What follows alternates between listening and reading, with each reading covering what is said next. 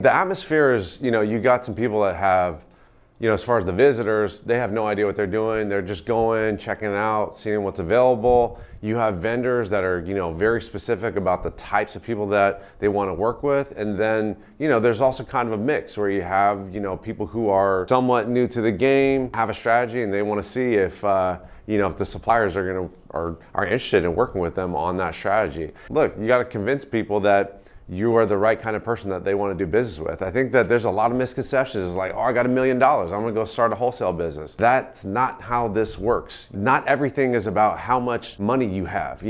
There are bad deals to be done in business. There's some people, I don't want their money. You can keep it. It's the same thing in wholesale where we got to make sure that we're going to be doing good business together. I know when I do business with them, I'm going to be very straightforward about exactly what I'm looking for. They can tell that and they're like, okay, all we got to do is do this and we're going to deliver for this guy and then he's going to be happy and he's going to continue to do good business with us. Look, whether you're a beginner, intermediate, or whether you're advanced, there's a place for you. You just got to keep on showing up and just be involved.